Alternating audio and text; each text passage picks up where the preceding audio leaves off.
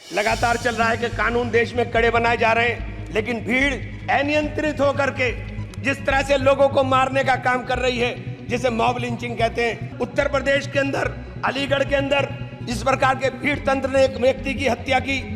मान्यवर, आगरा के अंदर दो लोगों ने आत्महत्या की, केवल पुलिस के उत्पीड़न से तंग आकर के। मेरे क्षेत्र में मां शाकुंभरी बहुत बड़ी सिद्धपीठ है। 10 साल से मान्यवर, पिछले 10 साल से दिल्ली यमुनोत्री नेशनल हाईवे अधूरी स्थिति के अंदर पड़ा हुआ है। मुझे तो कहा था रघुकुल रीत सदा चली आई, प्राण जाए पर वचन न जाए। मान्यवर, मेरे यहाँ शेखुल मेडिकल कॉलेज बनाया गया।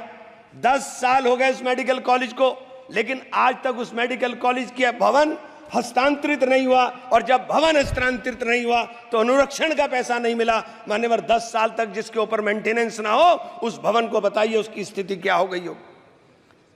मेडिकल कॉलेज बना दिया है, लेकिन मेडिकल कॉलेज के अंदर डॉक्टर नहीं है, एक भी सुपर स्पेशलिटी विभाग नहीं है।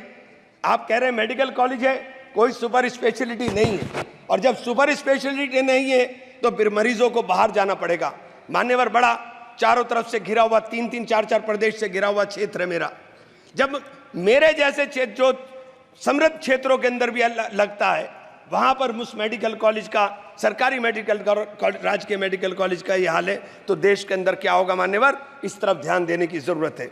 इसी प्रकार से आपने विश्वविद्यालय का है, विश्वविद्यालय मेरे मां शाकुंभरी विश्वविद्यालय खोला गया, 4 साल हो गए, लेकिन आज तक शैक्षणिक सत्र पूरा तरीके से स्टार्ट नहीं हो पाया। मान्यवर, पूरी बिल्डिंग आज तक नहीं बन पाई। मान्यवर, पूरा पैसा नहीं मिल पाया।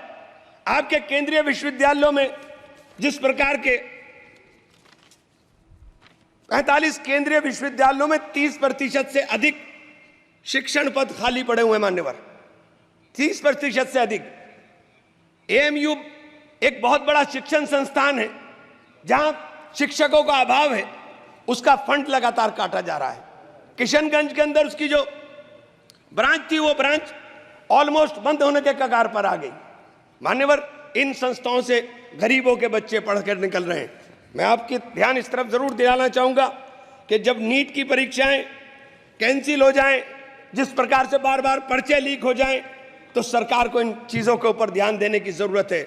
मान्यवर, देश का नौजवान आज परेशान है, चाहे वो अग्निवीर के नाम पर हो, चाहे वो नीट के नाम पर हो, और चाहे वो उद्योग धंधों के नाम पर हो। जब आप उद्योग धंधों की बात करते हैं, आप कहते हैं कि हमारी सरकार 5 ट्रिलियन इकोनॉमी की तरफ जा रही है, लेकिन मान्यवर ये नहीं बताने का काम करते कि 5 ट्रिलियन इकोनॉमी के लिए 10% से अधिक की ग्रोथ रेट चाहिए।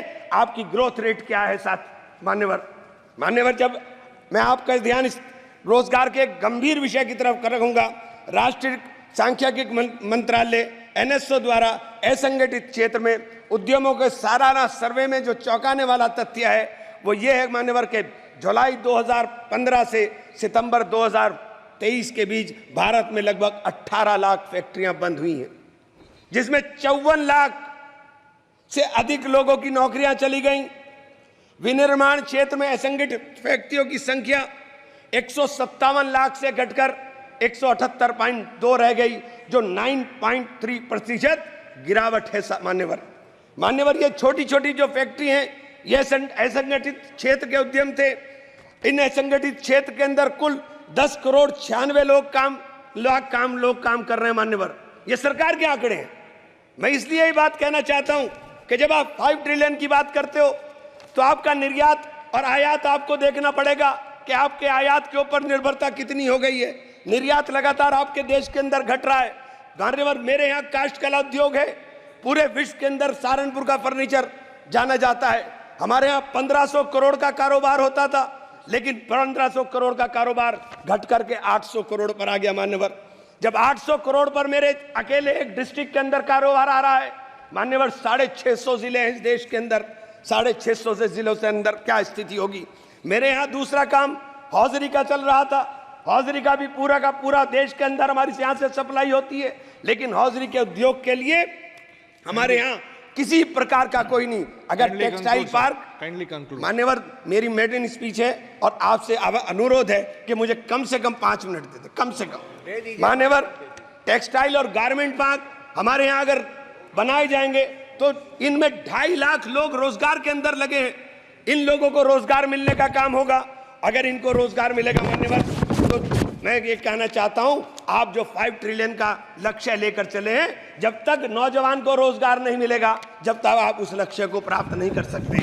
आप बार बार मान्यवर लगातार चल रहा है कि कानून देश में कड़े बनाए जा रहे हैं, लेकिन भीड़ अनियंत्रित होकर के जिस तरह से लोगों को मारने का काम कर रही है, जिसे मॉब लिंचिंग कहते हैं।